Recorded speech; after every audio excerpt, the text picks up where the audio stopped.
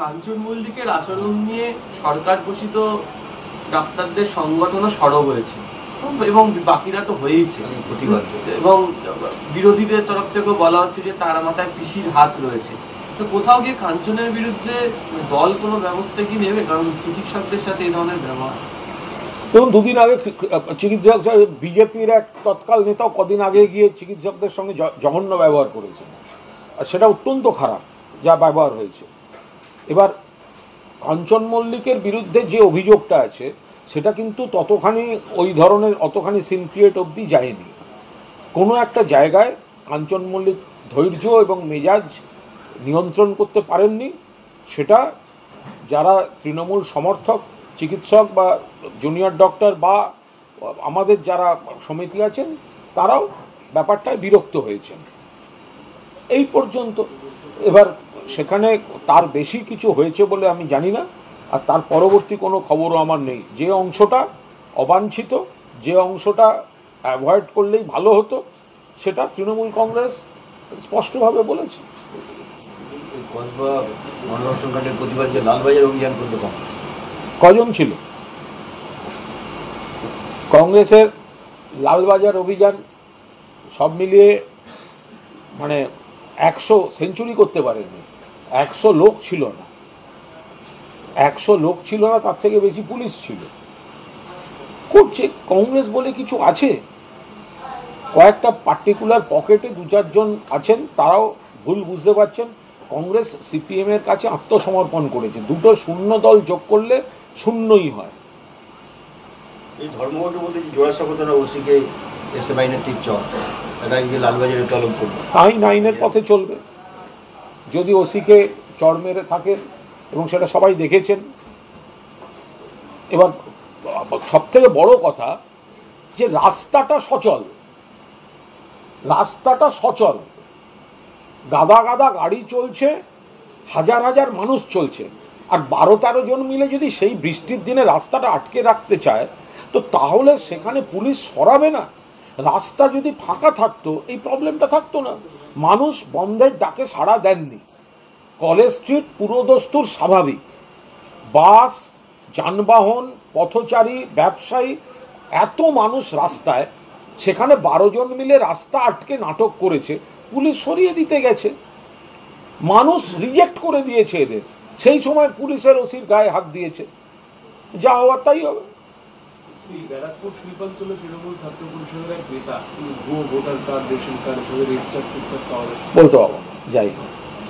শীতলকুচিতে তৃণমূল কর্মীদের প্রবল বিক্ষোভের মুখে বিজেপি বিধায়ক শুভেন্দু অধিকারী হুঁশিয়ারি যে আইনে পদক্ষেপ নেব, তাকে চরম হেনস্থা করা হয়েছে বলে। স্থানীয় কোনো বিষয় হবে, আমি এটা বলতে পারবো না।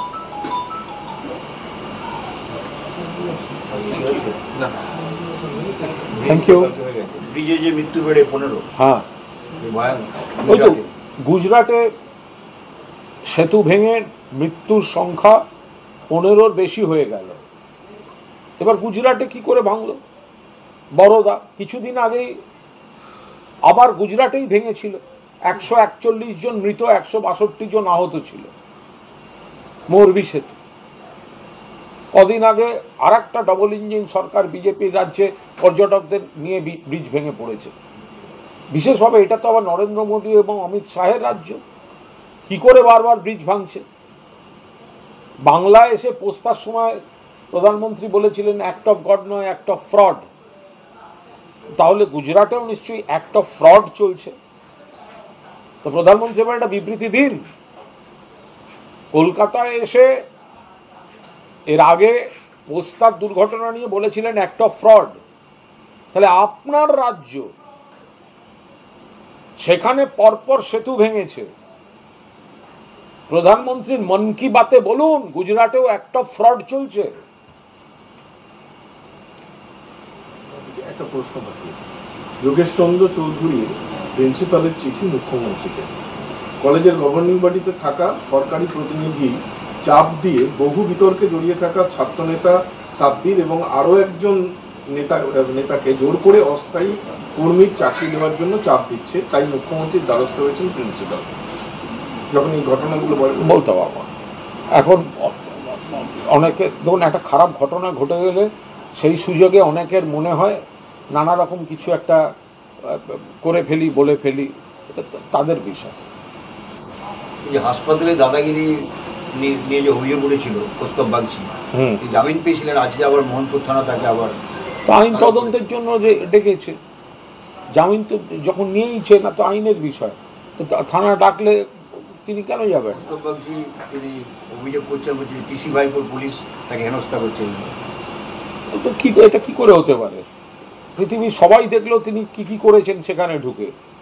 তো সেখানে যদি কমপ্লেন হয়ে থাকে, অভিযোগ দায়ের হয়ে থাকে, তো অভিযোগ দায়ের হয়ে থাকলে তদন্তের মুখোমুখি হতে কি সমস্যা?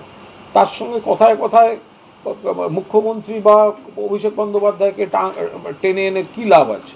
এই বিহারকে উপলক্ষ করে জাতীয় নির্বাচন কমিশন তারা যে বিশেষ নিবিড় সমীক্ষা, বিজেপির কিছু এজেন্ডা পরিপূর্ণ করতে যেটা চেষ্টা করছিলেন, তাদের এই রহস্যজনক পক্ষপাতদুষ্ট পরিকল্পিত ভূমিকার তীব্র প্রতিবাদ জানিয়েছিল তৃণমূল কংগ্রেস, এবং সুপ্রিম কোর্টে তার শুনানি চলছে। এবং সেই জায়গায় দাঁড়িয়ে এখনো পর্যন্ত যা পরিস্থিতি, তাতে আধার কার্ড, রেশন কার্ড এবং সচিত্র পরিচয়পত্র, এই তিনটি গ্রহণযোগ্য বলে সুপ্রিম কোর্ট জানাচ্ছে। এটা আইনি প্রসেস, এই মুহূর্তেই শেষ কথা বলার কোনো সময় আসেনি। আমাদের পার্টি পুরোটা নজর রাখছে, কিন্তু এই যে তিনটে, এটা নিয়ে যে এই অপচেষ্টার, এই যে জাতীয় নির্বাচন কমিশনের রাজনৈতিক প্রভাবপুষ্ট অপচেষ্টার বিরুদ্ধে যে লড়াইটা তৃণমূল কংগ্রেস দিচ্ছে, তাতে একটা ইতিবাচক রেখা দেখা যাচ্ছে যে সুপ্রিম কোর্ট বলছেন যে শুধুমাত্র আধার নয়, তার সঙ্গে রেশন কার্ড এবং তার সঙ্গে সচিত্র পরিচয়পত্র, যেটা একসময় মমতা বন্দ্যোপাধ্যায়ের উদ্যোগেই দেশে প্রথম কার্যত ইন্ট্রোডিউসড হয়েছিল, তো সেইগুলো বিবেচনার মধ্যে রাখা যাবে। ফলে একটা ইতিবাচক প্রক্রিয়া চলছে। বাকিটা আইনজীবীরা দেখছেন, আমাদের দলের শীর্ষ নেতৃত্ব নজর রাখছে।